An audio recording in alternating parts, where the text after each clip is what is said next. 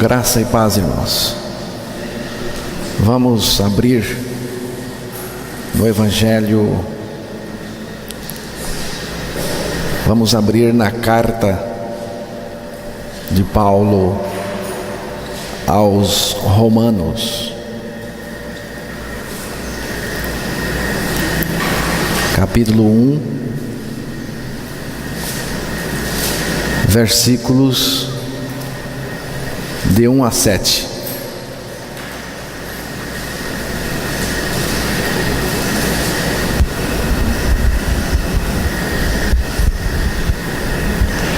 Paulo, servo de Jesus Cristo, chamado para apóstolo, separado para o Evangelho de Deus, o qual antes prometeu pelos seus profetas nas Santas Escrituras, acerca de seu Filho, que nasceu da descendência de Davi, segundo a carne, declarado Filho de Deus, em poder, segundo o Espírito de santificação, pela ressurreição dos mortos, Jesus Cristo nosso Senhor, pelo qual recebemos a graça e o apostolado, para a obediência da fé entre todas as gentes pelo seu nome, entre as quais sois também vós chamados para serdes de Jesus Cristo. A todos os que estáis em Roma, amados de Deus, chamados santos, graça e paz de Deus nosso Pai e do Senhor Jesus Cristo. Que nosso maravilhoso Deus revele a palavra dele a cada um de nós nesta manhã, em nome do nosso Senhor Jesus Cristo. O apóstolo Paulo escreveu esta carta lá pelos anos 56. Ele escreveu à igreja que se reunia na cidade de Roma, a capital do Império Romano. Por isso é chamada de Epístola aos Romanos. Esta carta é uma exposição sobre as verdades centrais, essenciais do cristianismo. O tema da carta aos Romanos é o Evangelho de Deus. Toda a revelação de Deus para a nossa salvação está concentrada no Evangelho de Deus. Paulo começa se apresentando.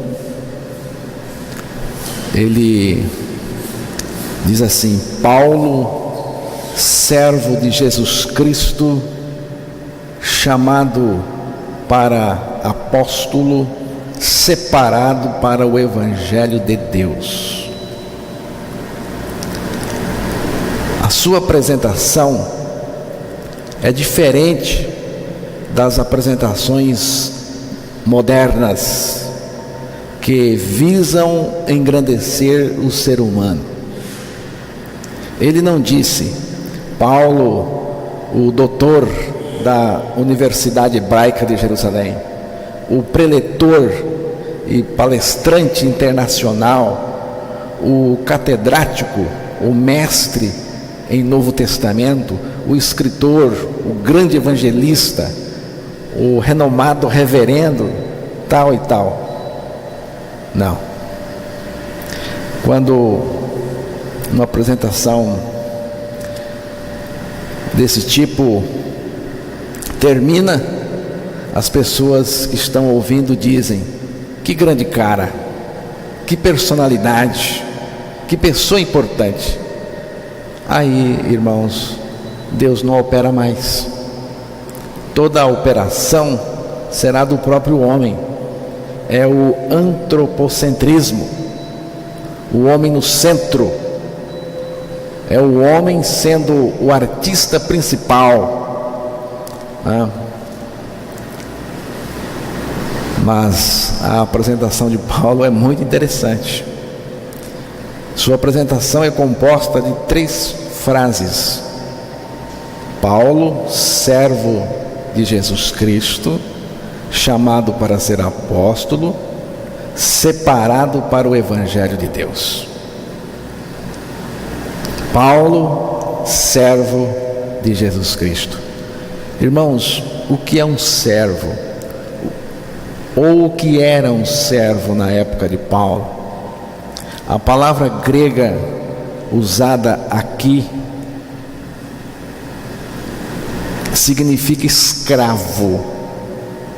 É alguém destituído de direitos, despojado de qualquer tipo de honraria, sem nenhum aparato de poder, sem vontade própria, sem nenhuma importância para os homens, um nada na sociedade que Paulo vivia. Eu diria isso: servo na sociedade em que Paulo vivia era um nada. Essa era a condição do servo, de um servo. A sua função era servir o seu senhor. Um servo era alguém que estava ao nível de nada, equivalente a zero. Esta é a condição que Paulo se colocou. Eu sou um servo de Jesus Cristo. E quando ele diz eu sou um servo de Jesus Cristo, ele está dizendo tudo isto que eu relatei para vocês aqui. E do ponto de vista do Evangelho, isso significa a morte na cruz, irmãos. É a crucificação. Servo, do ponto de vista do Evangelho, o servo de Jesus Cristo é aquele que morreu com Cristo. Irmãos, sem cruz não tem servo de Jesus Cristo coisa nenhuma. Então cuidado quando você diz eu sou um servo de Jesus Cristo, porque se você não tem as marcas da cruz, se você não porta as marcas da cruz de Cristo em você, você não é servo coisa nenhuma. Servo é aquela pessoa que crê sua morte em Cristo. O servo carrega as marcas da cruz. O ser humano, irmãos, no pecado é doente por honrarias humanas. O pecado tornou o homem grande dentro de si, tornou o homem arrogante, altivo, elevado. A palavra de Deus nos faz uma recomendação neste sentido. Ela diz assim: não pense de si mesmo além do que convém. Não pense de si mesmo além do que convém. Irmãos, se o conceito que temos de nós for além do que convém, vai gerar muita confusão, muita bagunça. A obra do pecado é tornar o ser humano grande dentro de si mesmo. Irmãos, a tendência do pecador é se engrandecer até nas pequenas coisas. Até nas pequenas coisas.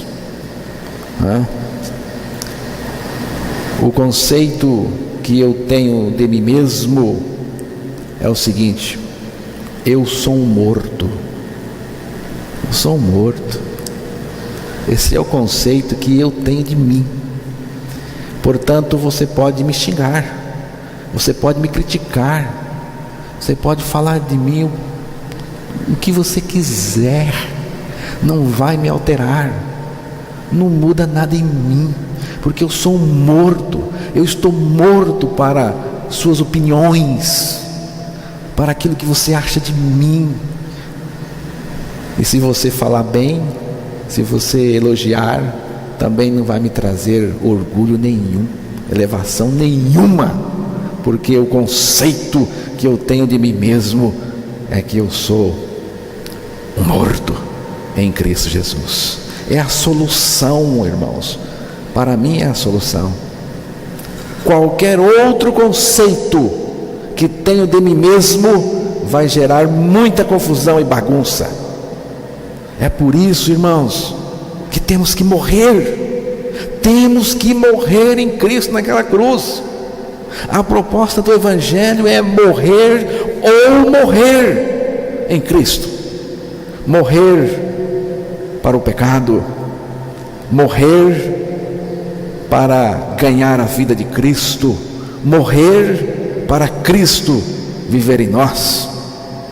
Na morte com Cristo somos reduzidos a nada, para Cristo se tornar em nós o tudo. A vida cristã autêntica, irmãos, se caracteriza pelo caráter de um servo. Servo é aquela pessoa que não tem nenhum direito, irmãos, está destituída de qualquer ideia de grandeza e de poder. Mas isto é obra da cruz em nós. Só a cruz pode remover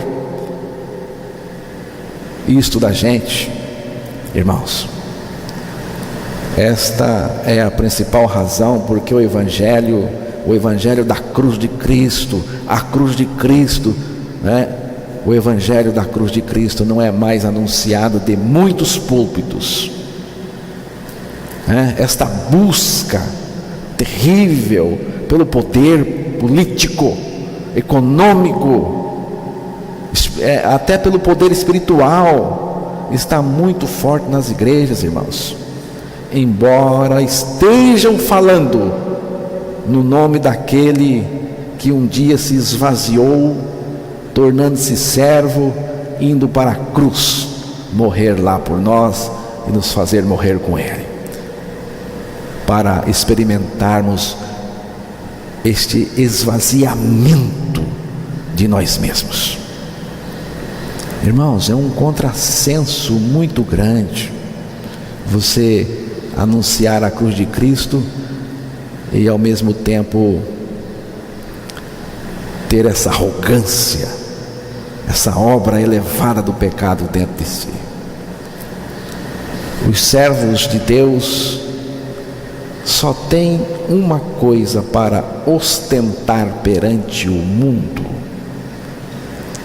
Os servos de Jesus Cristo só têm uma ostentação para ostentar diante do mundo.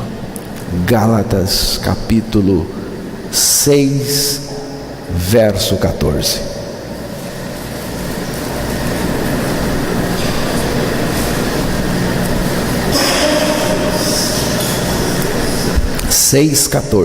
Gálatas. Mas longe esteja de mim gloriar-me a não ser na cruz de nosso Senhor Jesus Cristo, pela qual o mundo está crucificado para mim e eu para o mundo. Que coisa maravilhosa, eu estou crucificado para o mundo está crucificado para mim. É a marca que podemos ostentar perante este mundo. A obra do pecado, irmãos, não cabe dentro de um servo de Jesus Cristo. Não cabe. Romanos capítulo 6, versos 16 ao 22. Não sabeis vós que a quem vos apresentardes por servos para lhe obedecer, sois servos daquele a quem obedeceis, ou do pecado para a morte, ou da obediência para a justiça? Mas graças a Deus que, tendo sido servos do pecado, obedecestes de coração à forma de doutrina a que fostes entregues, e libertados do pecado, fostes feitos servos da justiça. Falo como homem, pela fraqueza da vossa carne, pois que, assim como apresentastes os vossos membros para servirem à imundícia e à maldade para a maldade, assim apresentai agora os vossos membros para servirem à justiça para a santificação. Porque quando éreis servos do pecado, estáveis livres da justiça. E que fruto tinhais então das coisas de que agora vos envergonhais? Porque o fim delas é a morte. Mas agora, libertados do pecado e feitos servos de Deus, tendes o vosso fruto para a santificação e por fim a vida eterna. Baseado na leitura que você ouviu, eu posso afirmar para os irmãos: não existe servo de Deus na prática do pecado. Ou é servo de Deus ou é servo do pecado. Não pode ser servo de Deus e do pecado ao mesmo tempo. Você não pode ser servo de Deus hoje e amanhã servir o pecado. Servo de Deus só serve a Deus, e o servo do pecado serve o pecado. Existe o servo de Deus e existe o servo de Satanás. Somos servos de Deus pela libertação do pecado e servos de Satanás por meio da prática do pecado. Não estou falando de capacidade humana para não pecar. Estou falando da capacidade de Deus que Ele colocou em mim, colocou em você, colocou em nós. Esta capacidade é Cristo em nós. A nossa suficiência vem de Deus. A nossa capacidade vem de Deus, conforme disse o apóstolo Paulo, escreveu o apóstolo Paulo em 2 aos Coríntios, capítulo 3, verso 5, que o texto já foi citado. Morremos com Cristo, ressuscitamos com Cristo e Cristo vive em nós. Irmãos, quando isto tomar conta de nós, tornar a nossa experiência, então será o fim do domínio do pecado em nós. Não haverá mais a terrível escravidão do pecado.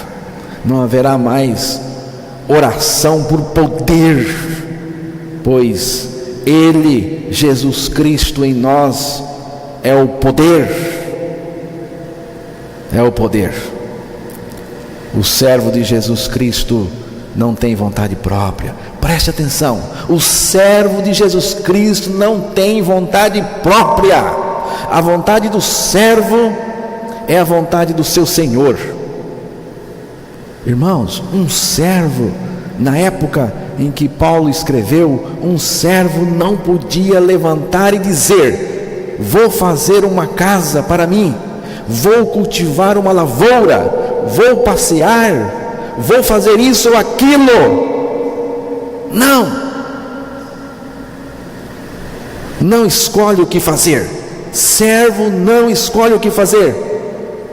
Ele tinha que atender o chamado do seu Senhor e fazer aquilo que o seu Senhor lhe mandasse fazer.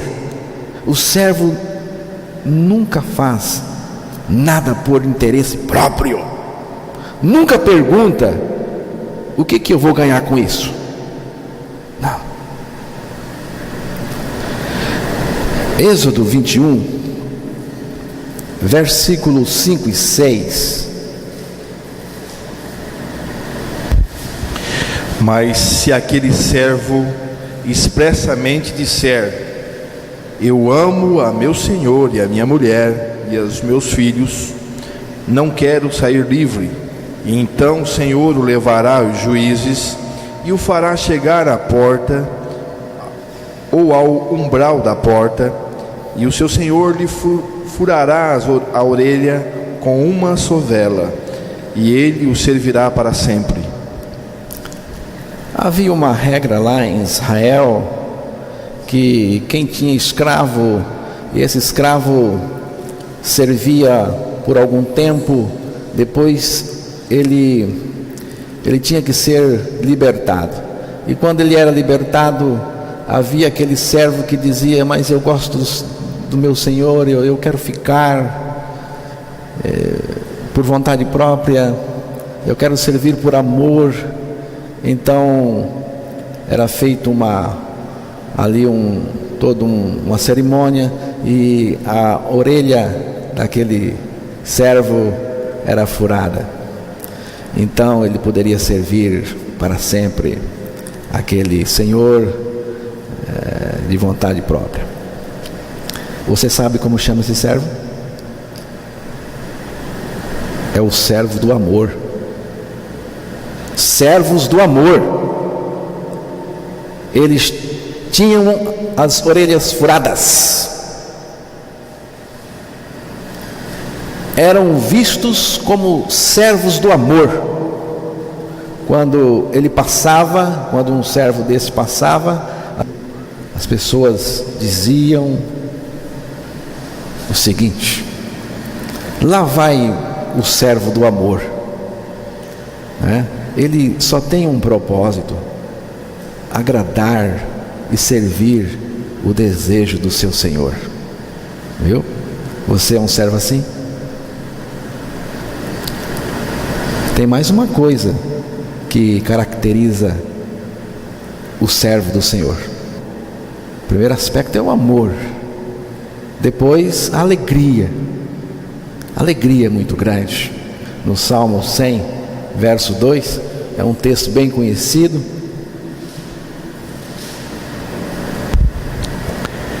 Servi ao Senhor com alegria, e entrai diante dele com canto. Servi ao Senhor com alegria.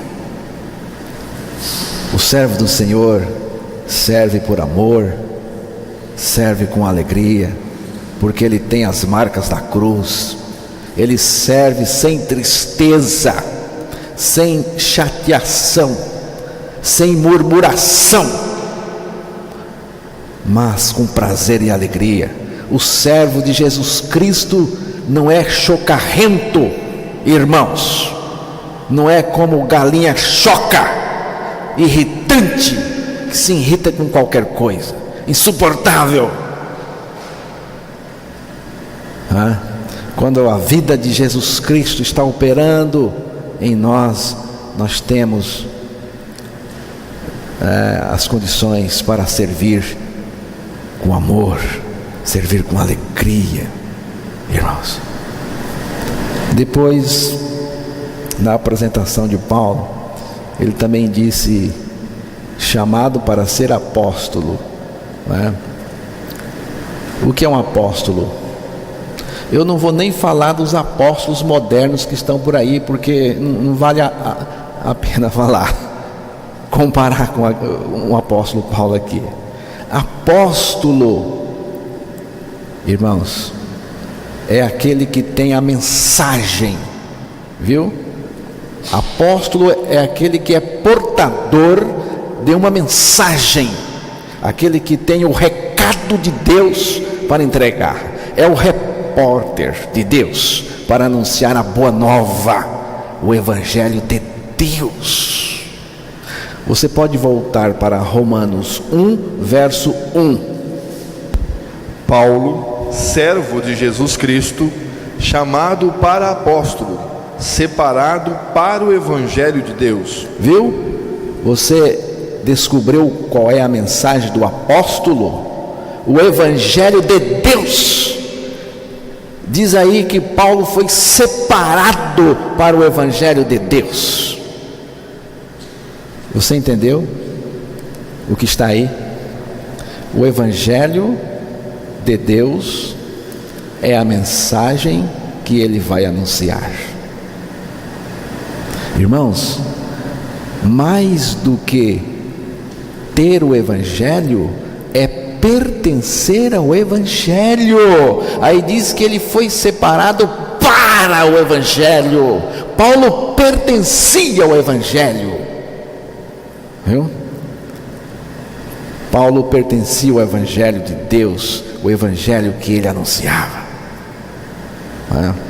Antes de anunciar o Evangelho, você precisa da convicção que ele é Evangelho de Deus. Aí diz que Paulo foi separado para o Evangelho de Deus. Antes de anunciar o Evangelho, eu preciso de ter a convicção que o Evangelho é de Deus. Nós não inventamos o Evangelho, irmãos. Religião é uma invenção do homem caído em parceria com o inferno, mas o Evangelho é de Deus. O Evangelho é de Deus. Eu só tenho que anunciá-lo para as pessoas, gostando ou não. Viu?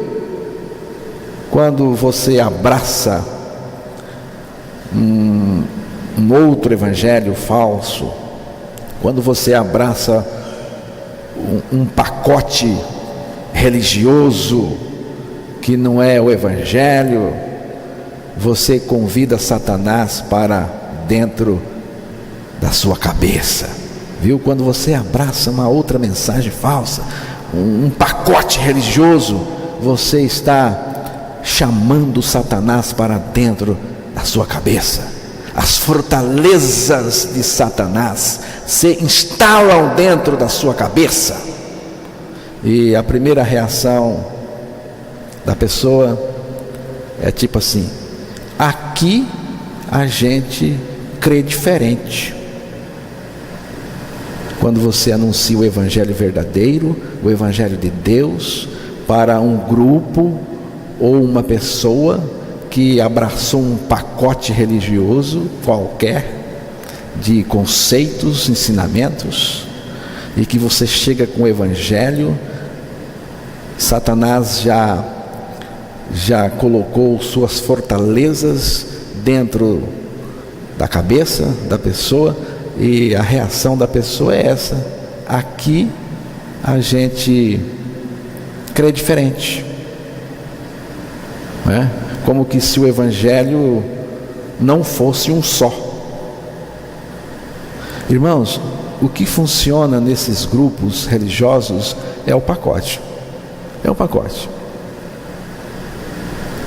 Cada grupo, cada denominação, cada segmento religioso tem o seu pacote. E se quiser permanecer ali, tem que seguir o pacote. Só que dentro desse pacote não há o Evangelho puro de Deus, não é? Não há quase nada do Evangelho, ou nada do Evangelho aí dentro desse pacote. Então cada grupo segue o seu pacote. A autoridade maior, os líderes, né, desses grupos, que são responsáveis por esse pacote. E a autoridade maior é o pacote. É o pacote da casa. Daí quando você anuncia o Evangelho de Deus para os seguidores do pacote religioso, a primeira reação é a seguinte: mas aqui a gente crê diferente. A gente não crê assim aqui. Entre o pacote e o Evangelho de Deus que está sendo anunciado, o Evangelho fica com a pior. Aí o diabo deita e rola. Viu, irmãos? Ele deita e rola. Tem gente que deturpa tanto o Evangelho que eu fico assim vendo, como que pode deturpar tanto? Essa pessoa não tem a capacidade de fazer tudo isso. Só pode ser um demônio, irmãos, por trás, gerenciando tudo isso. Romanos 1, 17. Porque nele se descobre a justiça de Deus de fé em fé, como está escrito: o justo viverá pela fé. O Evangelho, você pode ver o 16 também. Porque não me envergonho do Evangelho de Cristo, pois é o poder de Deus para a salvação de todo aquele que crê, primeiro do judeu e também do grego. O Evangelho é o poder de Deus, e este poder é Cristo crucificado, irmãos. Todo o poder de Deus está concentrado em Cristo na cruz, e lá na cruz Ele exerceu o poder para nos atrair a Ele e nos crucificar com Ele. Ele nos levou a morrer com Ele na cruz, por causa do pecado e para o pecado, com a finalidade de transmitir a nós a sua vida na ressurreição, juntamente com Ele, juntamente com Ele. E aí diz que nele, no Evangelho, se descobre a justiça de Deus de fé em fé, como está escrito: mas o justo viverá pela fé. O que é esta justiça de Deus revelada no Evangelho? O que é? Irmãos, Deus fez justiça ao pecador. O pecador foi justiçado por Deus na cruz. Justiçar significa que se fez justiça por ato injusto, né? Então eu digo para você: sinta-se justiçado pelo juízo de Deus, porque a palavra do Senhor diz: porque aquele que está morto, justificado está do pecado. Romanos 6, verso 7. Justificado significa que a justiça de Deus foi feita. Essa história, irmãos, de que o inocente Jesus Cristo pagou pelo culpado, né? Que Ele pagou pelo culpado, que é o pecador, e o pecador, o culpado, ficou impune, não é verdadeira. Na justiça do Evangelho ninguém ficou impune. A justiça de Deus cobriu no Evangelho o preço do pecador, o preço do pecado. A justiça de Deus fazendo o pecador morrer com Ele naquela cruz, para cumprir a lei de Deus, né? O sangue de Jesus, tratando dos nossos pecados dantes cometidos, a nossa morte com Cristo, nos justificando do pecado, a nossa natureza removendo, e a vida justa de Jesus Cristo se revelando em nós, é a justiça de Deus, que foi revelada no Evangelho, que foi revelada no Evangelho. E diz aí que a justiça de Deus se revela no Evangelho de fé em fé, como está escrito: o justo viverá da fé. O que é fé? Fé é crer na palavra, crer no que a palavra do Senhor diz, né? É comum, irmãos, se ouvir o seguinte: somos salvos pela fé. Não é verdade. Ninguém é salvo pela fé. A palavra do Senhor diz que somos salvos pela graça, por meio da fé. A fé é um mecanismo da graça. A graça promove a fé para crermos, irmãos, para crermos na graça salvadora. A palavra de Cristo, ela, uma vez pregada, ela também produz fé. Ela promove a fé para dentro do nosso coração, para que possamos exercê-la de volta na palavra de Deus, né? Voltando lá para Romanos 1, verso 2 e 3. O qual antes prometeu pelos seus profetas, nas santas escrituras, acerca de seu filho, que nasceu da descendência de Davi, segundo a carne. Diz aí: o qual antes prometeu pelos seus profetas, nas Santas Escrituras acerca do Filho, o qual aí, não é, antes prometeu pelos seus profetas nas Santas Escrituras acerca do Filho. O Evangelho é de Deus e o Evangelho, ele está nas Escrituras, ele foi anunciado nas Escrituras. A sua origem é divina, está fundamentado nas Escrituras e diz respeito ao Filho de Deus, diz respeito a Jesus Cristo. Veja o verso 4.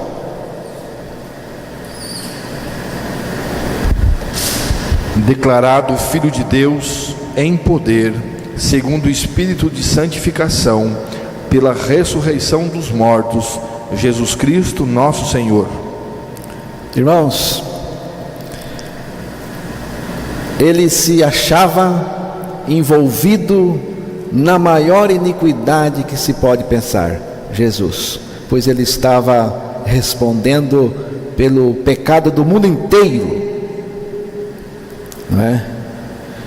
Jesus na morte, quando ele morreu com os nossos pecados e morreu com nós, nele, ele foi introduzido no lamaçal do pecado.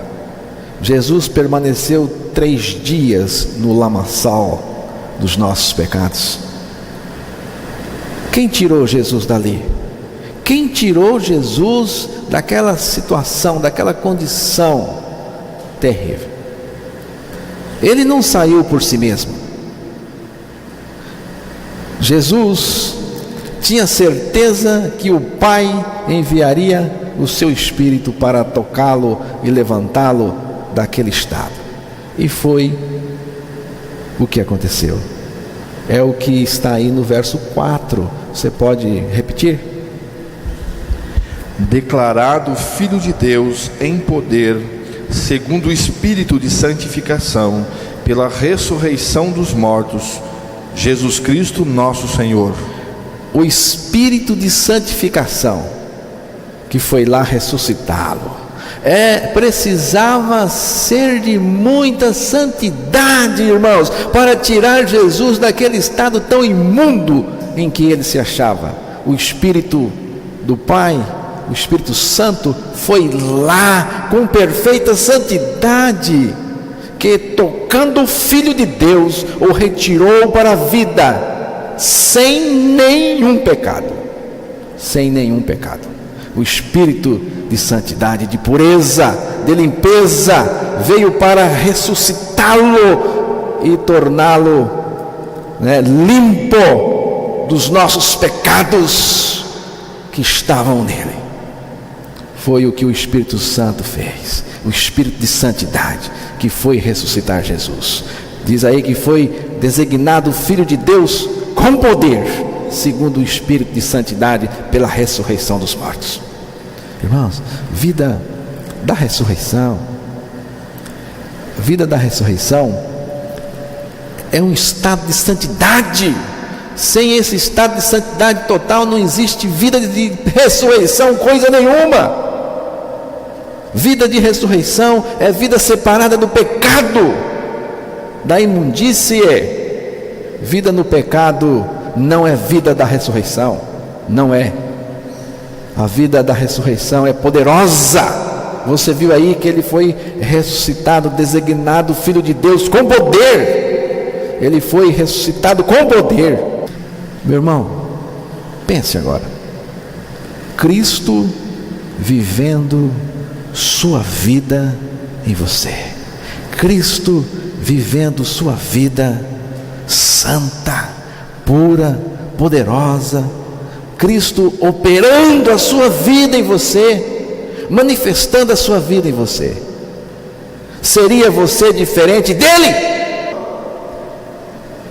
Cristo vivendo em nós é a nossa vitória total, a expressão da sua vida em nós, é a nossa imunidade contra o pecado, contra o pecado. Romanos 1, o verso 6 e 7. Entre as quais sois também vós chamados para serdes de Jesus Cristo. A todos os que estáis em Roma, amados de Deus, chamados santos, graça e paz de Deus nosso Pai e do Senhor Jesus Cristo. Eu estou relatando aos irmãos o Evangelho de Deus, os atos poderosos do Evangelho de Deus. E aí no verso 6 e 7, o verso 6 diz: chamados para serdes de Jesus. O verso 7, na versão que vou usar, chamados para serdes santos. Portanto, o chamado do Evangelho de Deus é para serdes de Jesus e para serdes santos. Chamados para serdes de Jesus e chamados para serdes santos. Se você é dele, já é ser santo,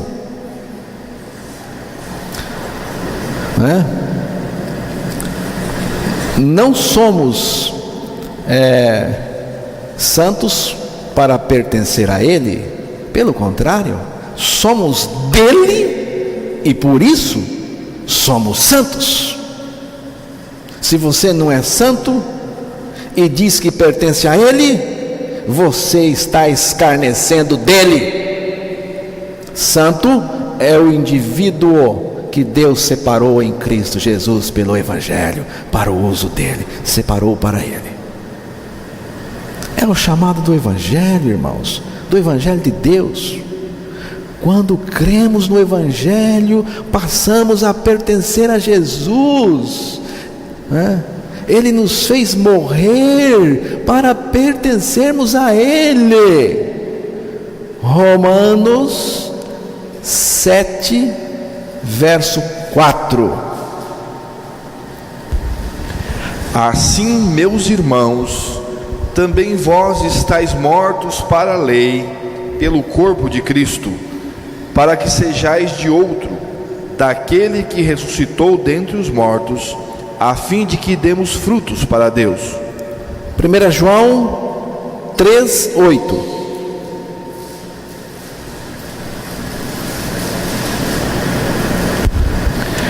Quem comete o pecado é do diabo, porque o diabo peca desde o princípio. Para isto o Filho de Deus se manifestou, para desfazer as obras do diabo. Uma das vezes que fomos a Nova Andradina, a polícia nos parou e pediu o documento do carro e conferiu lá o nome do proprietário. Estava tudo certo, liberou. O documento provou ao policial que o carro era de quem foi dito que era. Irmãos, muitos querem ser de Deus quando o documento prova que são do diabo, porque o texto falou que quem comete o pecado é do diabo. Eu sou de Deus, eu sou de Jesus. Aí o diabo chega e aponta um montão de pecado dentro da vida desta pessoa, aponta mais uma coisa aí, a velha natureza pecaminosa dela, e ele diz: você é meu, você é meu. O que adianta, irmãos?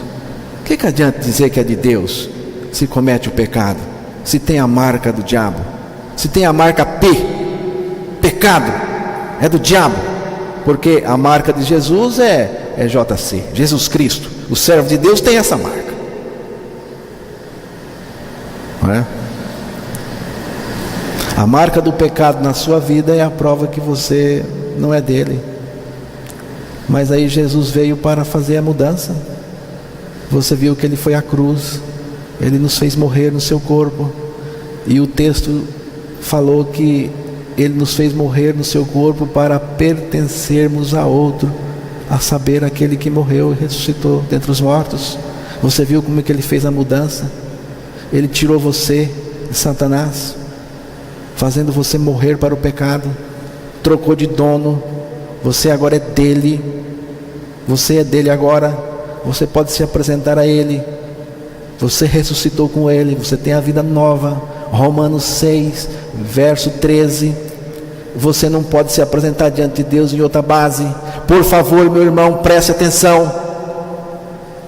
Você não pode se apresentar a Deus em outra base. Romanos 6, verso 13.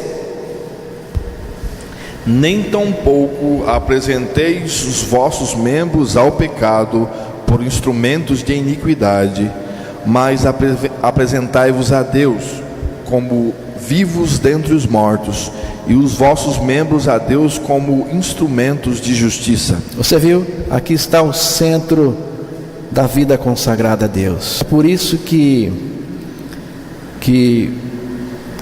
a tal consagração de muitos crentes não funciona, né?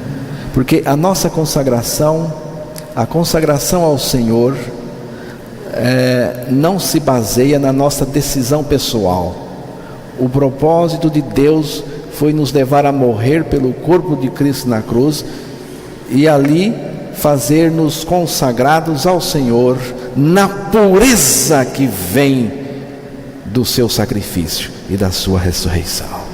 Nem tão pouco apresenteis os vossos membros ao pecado por instrumentos de iniquidade, mas apresentai-vos a Deus, veja, como vivos dentre os mortos, como ressurretos. É assim que temos que nos apresentar diante do Senhor. Quando entramos na morte, saímos pela ressurreição com Cristo, pertencemos a Cristo e nos oferecemos a Ele, de maneira voluntária, por amor, e limpos de iniquidade. Irmãos, não se oferece excremento no altar do Senhor, não se oferece sujeira no altar do Senhor, não se oferece ao Senhor o emporcalhado do homem velho. Aí diz que é para apresentar diante do Senhor ressurretos, vivos, nascidos de novo. Quando o holocausto estiver devidamente preparado, que o animal está morto, ele desce, o Senhor desce com o seu fogo divino e queima. Quando o holocausto estiver devidamente preparado, o Senhor desce com o seu divino fogo, o fogo santo da sua vida, viu? A vida santa, o fogo santo da vida santa de Jesus e do seu Espírito, ardendo o tempo todo em nós, irmãos. Queima de dia, queima de noite, queima na infância, queima na juventude, queima na velhice. Você sabe que a velhice costuma ser um lugar melancólico. Muita gente chega lá sem esperança, muita decepção na vida. Ele chega amargurado. Mas a palavra do Senhor diz algo maravilhoso aqui. Salmo 92, verso 14. Na velhice ainda darão frutos, serão viçosos e vigorosos. Na velhice ainda darão frutos, serão viçosos e vigorosos. Que coisa maravilhosa! Eu quero chegar lá assim, e chegarei lá sim, se Deus permitir, porque aqui está falando da nova criatura. A nova criatura do fruto da vida de Cristo. Viu?